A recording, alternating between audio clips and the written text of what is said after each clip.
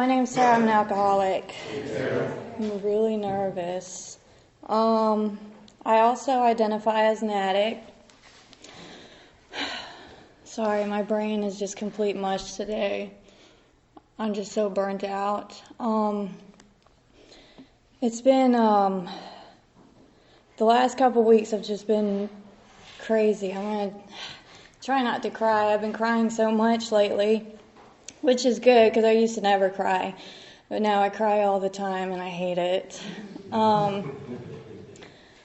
But yeah, the last couple weeks, I definitely feel like my disease has been messing with me. It's just one thing after another happening.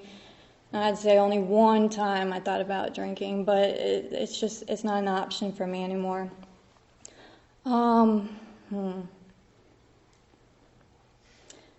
I guess I'll start, I don't know. I like to try and get to the root of the problem because drinking and drugging is certainly just a symptom. And I've learned that since I've been in recovery, especially seeing that my behavior did not change after I stopped drinking and using, because before I would blame it on the drugs and alcohol, and I just continued to do these things, and I was just miserable. And so to the root of the problem, it starts when I was little. You know, I had a speech impediment. Nobody could understand me. And that's just a little blonde-haired, blue-eyed little girl. And it's funny, I was talking to my mom about this the other day. My nickname when I was little was Kelly Bundy. And if, you know, she's a dumb blonde, if you don't know. And when I was little, I was so excited that I was getting that attention, that, just somebody made a nickname for me. But as I got older and realized who Kelly Bundy really was, the shit really hurts. So, my mom was crying to me about it. It is what it is. I love my mom very much, but she was my biggest enabler. And, she's just a very loving, overbearing woman, but I love her. And then there's my dad. He's not so loving. He's a very selfish man. I'm going to try and not talk bad about him. I'm really mad at him right now. I'm trying to just everything. He's part of everything that's been going on the last couple of weeks too. And I'm trying to, there's a lesson in all this. It's just something I got to learn, something to better myself. And it's hard because I want to be mean. I want to be the hateful little brat that I used to be. And with my speech impediment not being understood, I guess it really bothered me. And so I was a mean little kid. I was hateful. I was always mad. And I think it's because nobody would really sit down and take the time to really understand me. And it's not just my speech, it's me. And I've just always felt misunderstood my whole entire life. And so I let it out physically on my little brother. I just always beat him up for no reason, just because there was something to do. And I guess I don't know, maybe it released anger. I go back and think about it all the time, he was just such a cute little boy, but I was just, I don't know, I was mean. And then I let it out verbally on my mom, because she was an easy target. And, just the stuff I would say and do when I look at it now, it breaks my heart that I was like that, but I didn't know how to express emotion, as most kids don't. And so growing up, and I was also the middle child, so I had that middle child syndrome. Honestly, I think that's just really an excuse, because I was loved. I think it was just, the more I look at it and really try and focus on working on myself, I just realize that it's all self-centeredness, which is the core of my disease. So growing up, I was an average student. I did sports, and then I remember in high school there was this crowd, and they all lived really close to me, and I just wanted to hang out with them. They were the potheads, and so I started doing that, and I stopped with sports, and I was drinking and smoking weed at that point. And I don't know how I managed to get through high school, but I did, just barely. And I'd rather work than go to school because I wanted money so I could, buy drugs and alcohol. After I graduated, I guess I was doing all right. I was working, I think, 2 jobs, Either way, I was working. I was paying my bills, and I think for 18, 19 years old, I thought I was doing pretty good for myself. But I couldn't leave that crowd alone because, they all were older than me. I'm 18, and they're all in their 20s just doing the same thing, but I didn't realize how uncool that was then. They were just a bunch of losers, really. And so one of those guys, he dated 2 of my other friends, and then I started dating him. And he introduced me to heroin, which is my drug of choice. And he was selling it, and I didn't know anything about addiction. I didn't know anything about withdrawal. I didn't know. I just thought I was getting high for free every day. And I enjoyed it, and until that very first day that we didn't have anything. And it wasn't very long that I went without it, but I got a glimpse of what it was. And other than that DARE program in school, I don't think anybody ever talked to me about drugs, and I certainly didn't pay attention in school. But it didn't take me long to figure out what was going on. And so we got pretty heavy into it. He ended up, I don't know how this happened. My door got kicked in, and they were looking for him. And I really thought I was going to get arrested that day because I was always with him, so I knew what was going on. But they took him to jail, and they let me go. And I got clean by myself, cold turkey. It really wasn't that bad. So he was in jail, and I was just so young and dumb. I told him he was getting out on bond, and I told him that I wanted to have a baby. So we got pregnant. And then he had to go back. He had to do this program. And in order for me to visit him in this program, we needed paperwork saying that we were married. So we got married in jail. And I remember leaving because I had to pay for everything. I had to get everything lined up. And I went to the jail. It was in the jail lobby. And the warden tried to talk me out of it, but my mind was set. And so it happened, and, the warden gave us 50 cents to buy a soda. We shared a soda, bless you.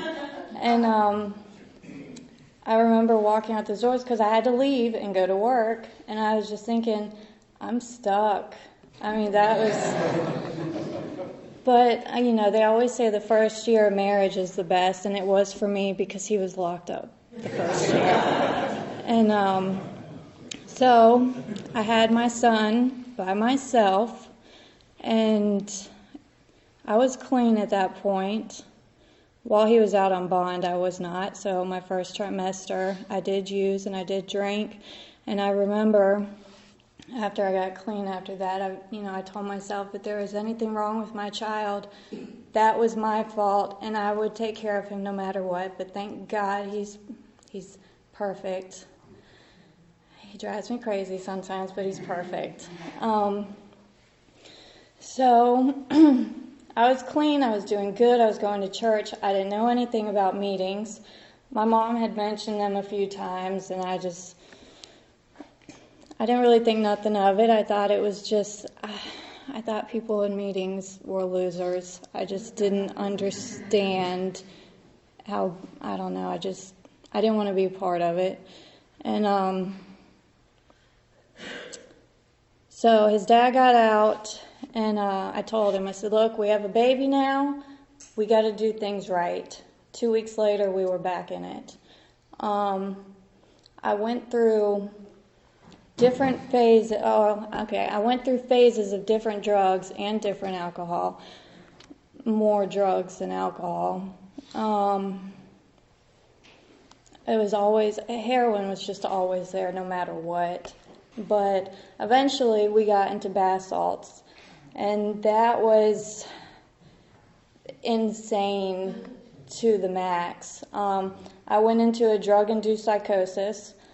I had a few moments of clarity. My son was 2 at the time, and I had called my mom. I told her, I said, you got to come get my child because this is not the life he should live.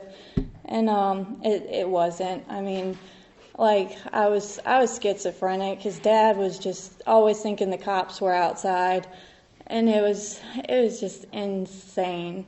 And then my dad came and gave me an ultimatum, and he said that he would help me get clean, or he was just I'd be dead to him. So I took him up on his offer. I moved in with my dad.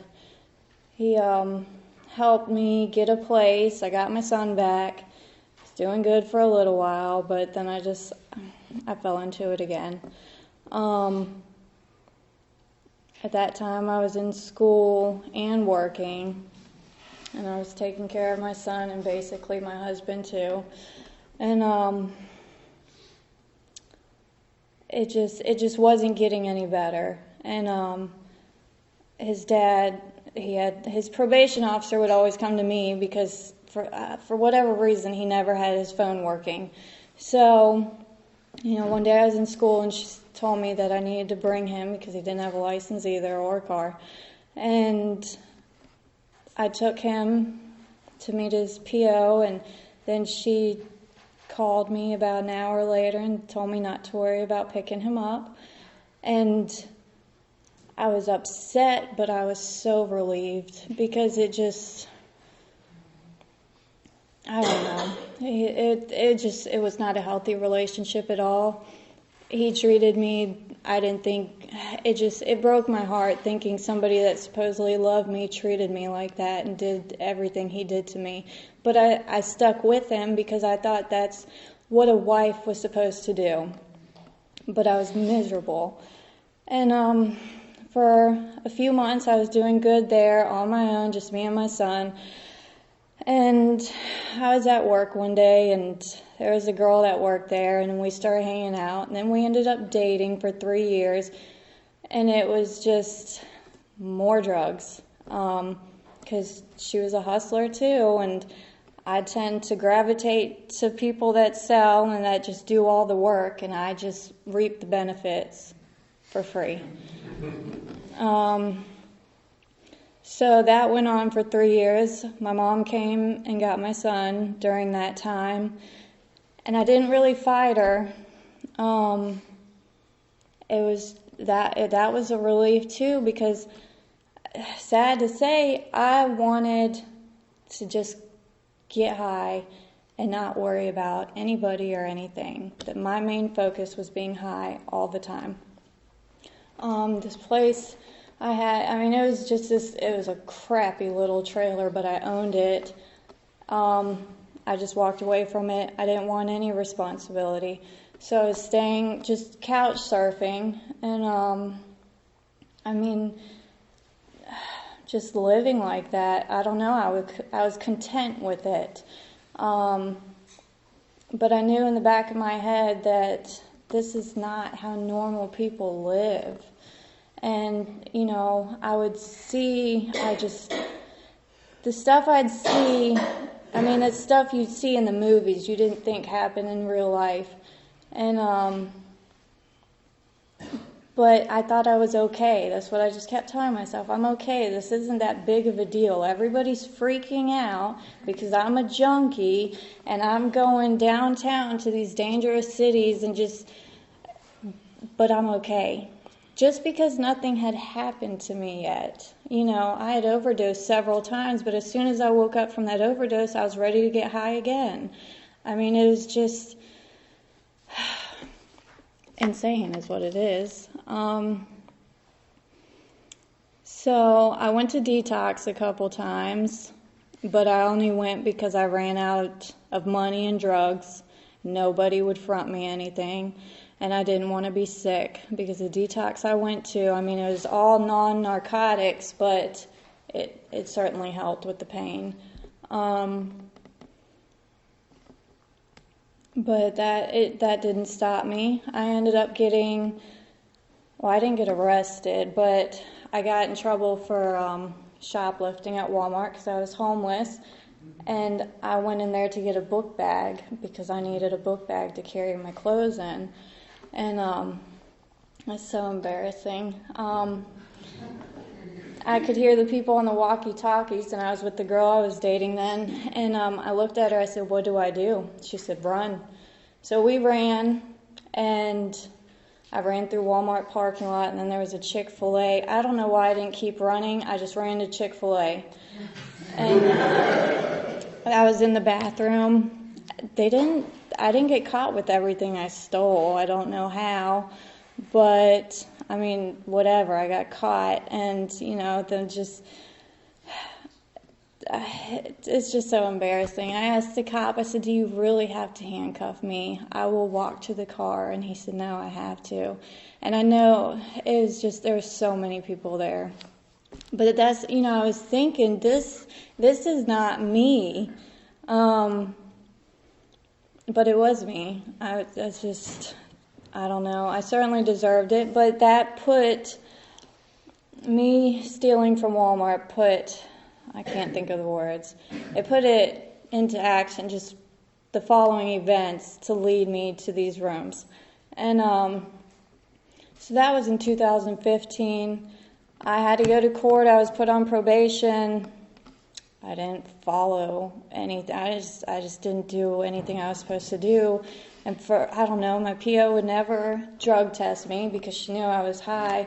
But she let me go as long as she possibly could. And then finally I went to jail, and I went on my birthday. I was super mad about that because I wanted to get high on my birthday. It probably wasn't going to happen anyway because I didn't have any money. And I was late going to court. I called the courthouse to let them know I was going to be late. I did come across some stuff, not what I wanted. And so my birthday was my 29th birthday. I was sleeping in a holding cell. And the next day, I was only in there 28 days. I had snuck Subutex and Xanax in there with me because I was damned if I was going through withdrawal in there. It helped a little, not a whole lot.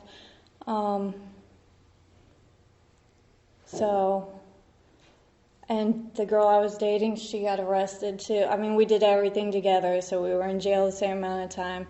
She was transferred to another jail, and eventually I was transferred to that jail. Come to find out, she was busy with somebody else, so I threw my hands up in the air. I was just over it. Because when I'm using and I'm depending on these people to keep me high, I will do whatever they want me to do. I will put up with whatever they put me through just because I don't want to be sick. And now that I was somewhat sober, I was still taking people's medicine in there. But I didn't need her. And so I got out of jail. Everybody was asking me what I was going to do. I have no idea. And this was all in Virginia. And my dad told me, my brother picked me up from jail, and he said, "I'm taking you to North Carolina." And I was trying to talk him into waiting a few days because I wanted to go get high one more time, because I always want to go out with a bang, but there was never a bang. So my brother did not leave my sight, and I'm so grateful for that, because I know I would have done whatever I could have gotten my hands on that day. He did take me to go see my son for a little bit, and then he drove me straight here. And so I started coming to meetings, and I didn't think about meetings. Somebody in my family, which I had no idea she had a problem, she had no idea I had a problem, she just got out of treatment, and some of my family asked me to go to meetings with her, and I said, yeah, I can do that. I was just going because I didn't know anybody. I had nothing to do. I wasn't coming for the right reasons, but I started coming, and I started hearing people talk about stuff that made sense to me. I found that identification, and so I kept coming, and we would go to about 5 or 6 meetings a week, and if I was not at a meeting or at church, I went and got beer, and I drank. And one time I got a 6-pack, and I drank the whole thing, and I was like, I'm not drunk. I should be drunk. I haven't drank in God knows how long. And I don't know, I wasn't working a program. I was just showing up. And so I finally got a sponsor, and I started working the steps, and that's when I stopped drinking. And I never picked up a white chip. The first one I picked up was 90 days, and it was not a clean 90 days. I didn't think alcohol was a problem.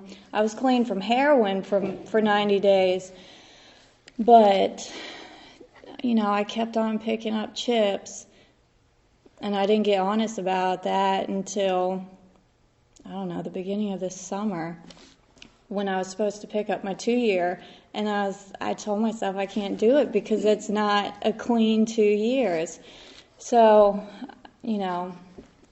I got honest with myself and other people, and if I'm going to do this, I want to do it right. I want to better myself. I lost my train of thought. So I started working the steps, and my first sponsor, I love her, but she did not, I didn't know any better, but she didn't really work with me. She didn't do anything with me. Everything I did, I took upon myself. But I chose her because I knew she wasn't going to make me call her every day. I kind of just played that situation because I don't like talking on the phone. I don't like that. I wasn't ready for that accountability, I guess. But I did get, I worked my steps through the other program. So I had a sheet of paper with all these questions, and I was doing it for step 1, and I didn't know how to answer it because I wasn't asking my sponsor. I just, I Googled it. And so I Googled it, and then I found all the 12 steps. So I was like, well, I'm going to do my steps this way. And I did it, I did my 5th step with her. We did our 7-step prayer right there. But that's all I really did with her. Everything else I just kind of did by myself. But that's how bad I wanted it. I got a little taste of that freedom of bondage and just that peace. I chase what feels good, and that's what I was doing, even though, it was enough for me at that point. So I went through the steps, and I thought I was good. I was like, all right, well, now I'll just keep going to meetings. But I got very complacent. And it took me months to realize it, but I was miserable. I was on my pity pot. All I would do was whine and complain.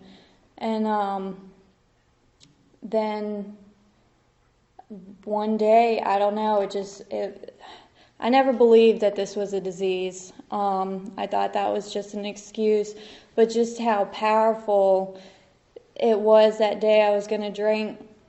The thought came in my head, and like my wheels were turning, they're like real fast. And, I was thinking, because I was supposed to have company the next day, and I was thinking, okay, if I'm going to drink, I'm going to spill my drink, so I'm going to have to clean the house. And I said, and when you drink, you can smell it coming out of your pores, so I'm going to have to take a shower. And I was like, I got to make sure I take the trash out because nobody can know that I drank. And then, but it happened so fast, like all of that, it was just within like a millisecond. I was thinking that, and I really feel like God just came down and smacked me in the face because I was like, whoa, what am I doing? And so thank God that didn't happen. I probably should have went to a meeting or called my sponsor, but I didn't. I went shopping and went out to eat instead. But I was good.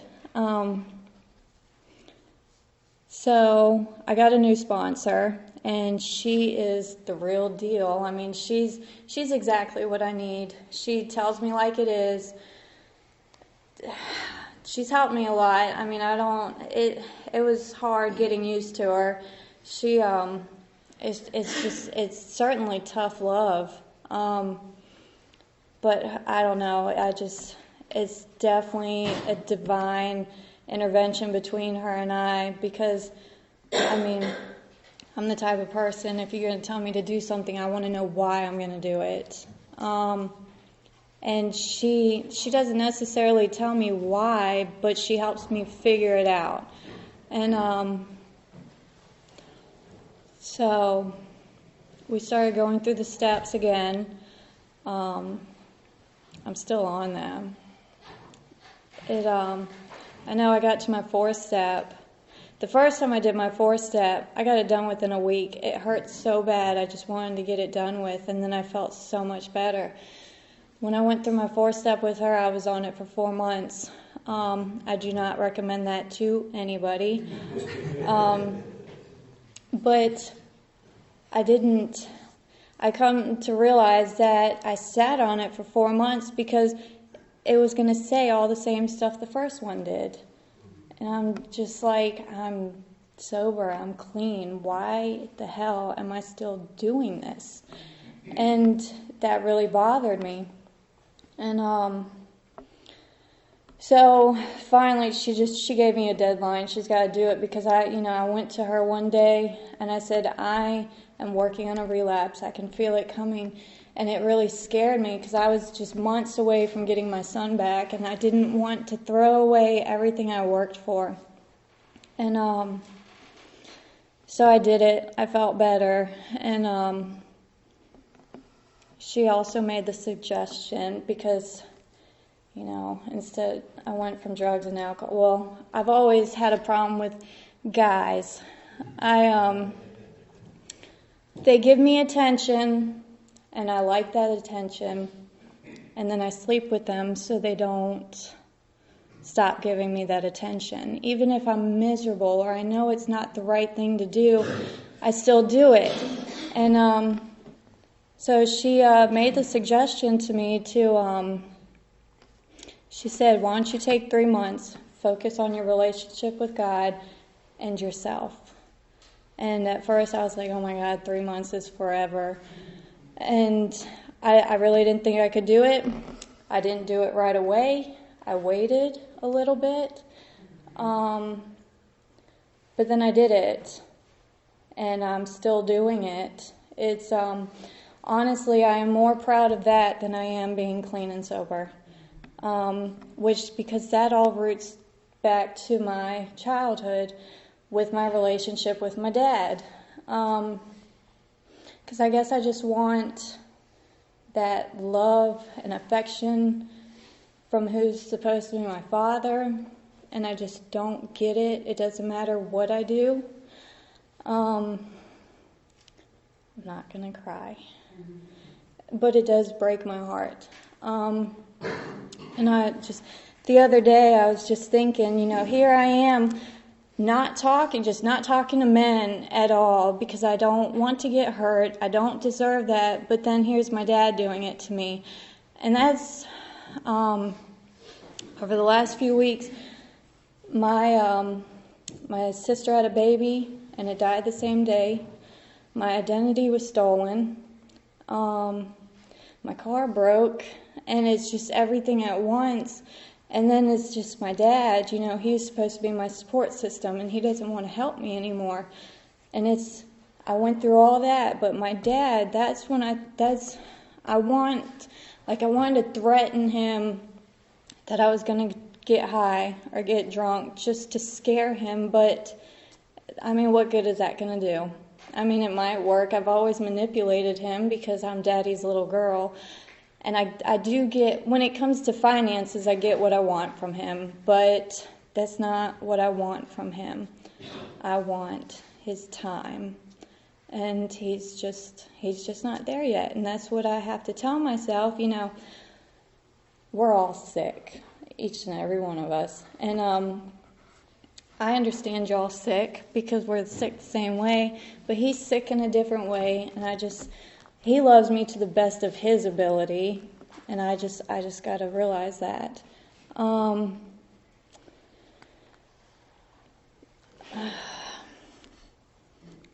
But it's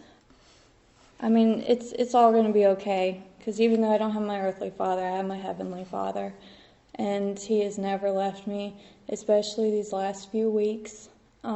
It's been chaotic, eventful, a whole bunch of different emotions, because then there was Christmas and my son's birthday.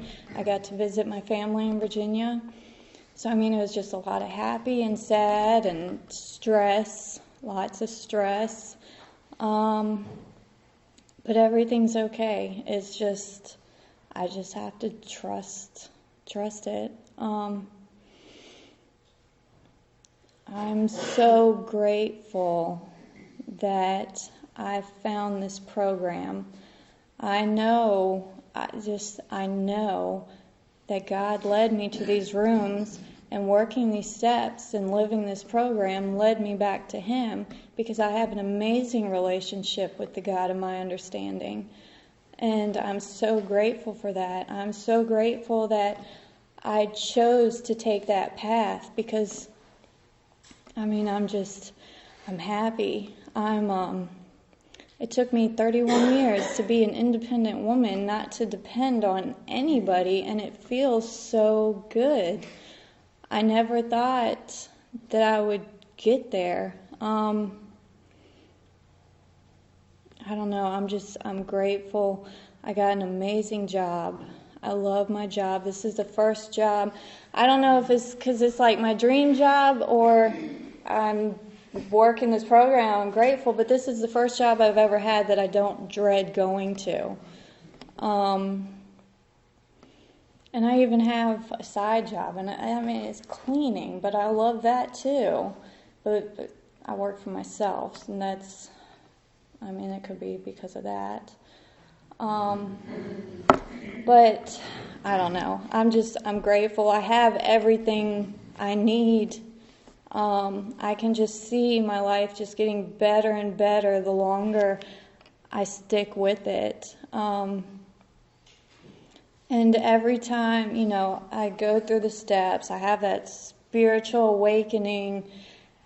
My mind is blown. I'm totally baffled. I never thought that I could have as much peace as I do. But if I keep doing this, it just keeps just getting more and more intense. And I just can't think of it being any more better than what it is, but it keeps getting better.